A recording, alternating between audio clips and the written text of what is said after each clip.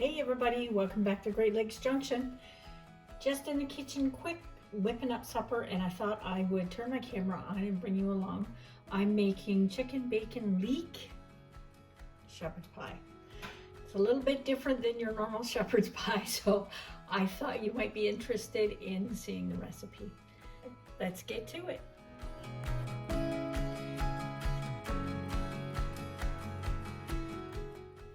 So first off, we are going to need about 1.5 to 2 pounds of potatoes, and we're going to need to mash them. So I'm just going to get these peeled and get them on the stove so we can continue prepping with the rest of the stuff. I also have bacon that I've put on a cookie sheet, and I'm about to throw it in the oven. I find that easier cooking the bacon in the oven. If you're making sandwiches with it, it stays flat, and you don't have the greasy mess flying all over the place on top of the stove. You can cover it in the oven with a piece of tin foil and keep the grease in the pan. So I am going to get that all done, and I'll get these in a pot, and I will bring you right back. Okay, I got my potatoes cooked, so I'm just going to add 1/4 to 1/2 cup of milk. I don't want them too wet, and I'm also going to add about 1/4 cup of sour cream. If you want, you can put fresh parsley in here. I do have dried, so I'm just gonna put in maybe a tablespoon. That's all we really need. And then I'm going to mash these up. Okay, so they're mashed. I'm just gonna put the lid back on them, keep them warm, and we're gonna continue on with the rest of our recipe. So I didn't have any fresh leeks, but I had some dried ones. So what I did is I put some boiling hot water in here to reconstitute them and let them sit for a little bit. So they're ready to go. We have some garlic. I'm going to get an onion cut up, and we're going to be using about 1 cup to 1.5 cups of chicken stock. So you can use whatever stock you like. This is my all-time favorite, better than bouillon. I get it from Costco. It's really good. It tastes awesome. So if you haven't tried it and you see it, grab a jar and try it out. It's a little bit pricier than a regular cube form, but it is really tasty. Okay, next process. I have about a tablespoon of olive oil in here, and I put some of the bacon grease in here as well, just to flavor the sauce a little bit more. And we're just going to saute off our onions and our garlic, and then we will throw our chicken in there as well. I've already preheated my oven to 400, so it's waiting.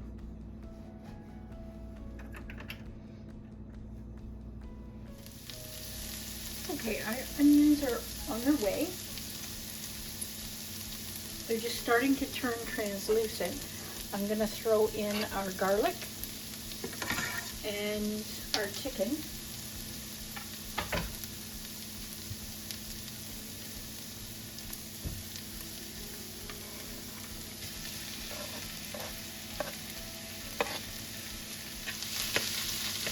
Now we're only going to cook the chicken in here for 5 to 6 minutes. That's all it needs. I'm also going to put our leeks in. If you have fresh leeks, use 2, just the white parts. Don't throw the green parts out. Keep them for making a vegetable stock. or even chicken or beef stock. You can add them to the stock while you're cooking it down. It has great flavor.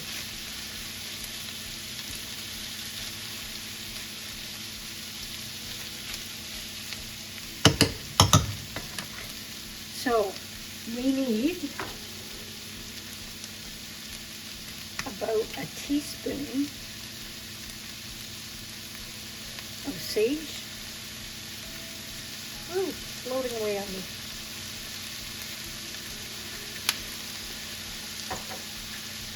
And a half a teaspoon to a teaspoon of thyme. If you have fresh, you can use it. You need 1 to 2 sprigs, just the leaves, and chop them up.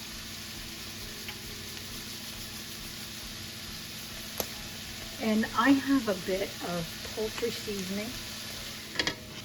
So we're gonna let this cook for that 5 or 6 minutes, and we'll be right back. Okay, that was our 5 minutes, and it looks like it's ready.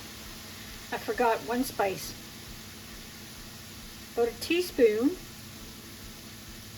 of mustard powder. If you want to add salt and pepper to this, you can. I'm not going to. I'm going to add pepper, but I'm not going to add any salt. Everybody can salt it when they're eating it if they need.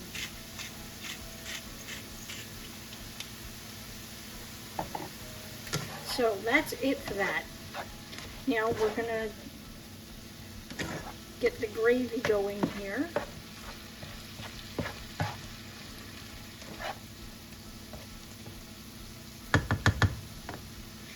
So what I've done is I just got a pint jar.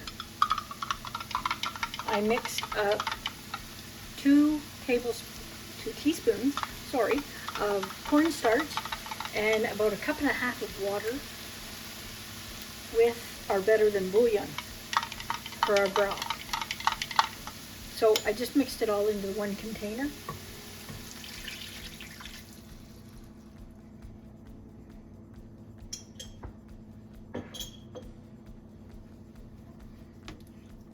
We're going to start warming this up, and while it's warming up, we are going to add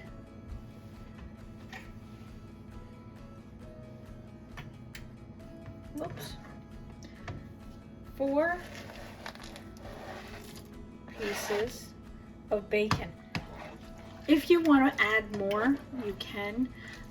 Trying to keep the dollars down on this recipe, and bacon is so expensive right now. So we're going to get this all thickened up. Okay, I am just going to add some frozen vegetables. So I've added a cup, and I'm going to add another cup.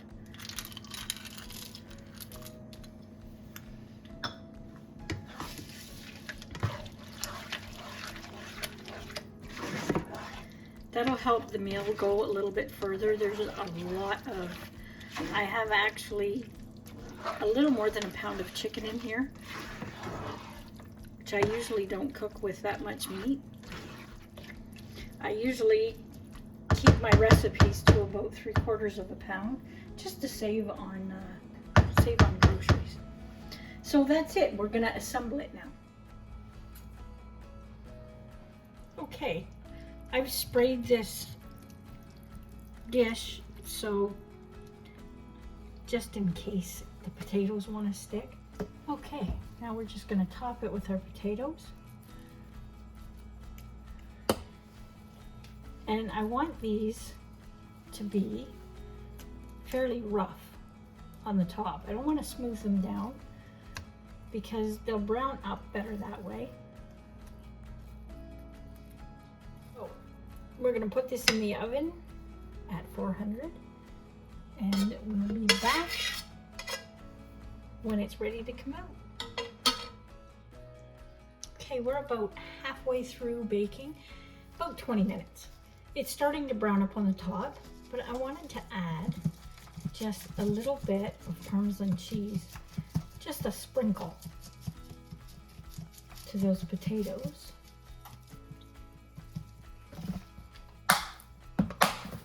Maybe a quarter of a cup went on there. And I have about 3/4 of a cup of cheddar cheese. I'm gonna just lightly sprinkle on here. And this is an old cheddar, so it'll have a bit of a bite to it when it melts.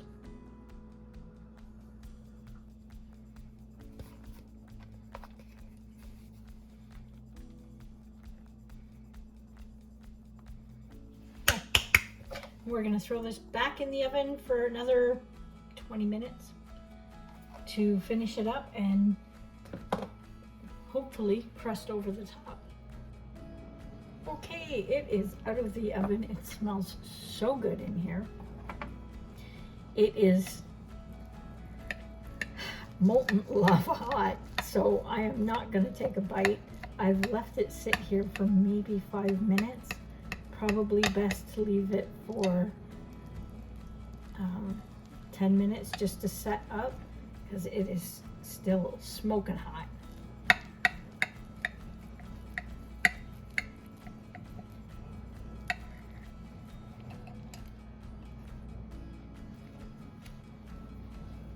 I'm going to try and get this out of here. First one's always hard.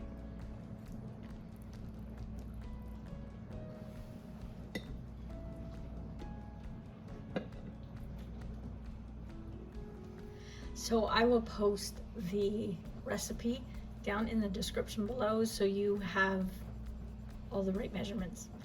And hopefully you enjoyed that. If you did, hit that thumbs up button for me. And if you're not a subscriber here, hit that subscribe button if you like our content. Thanks for stopping by. And until next time, stay safe.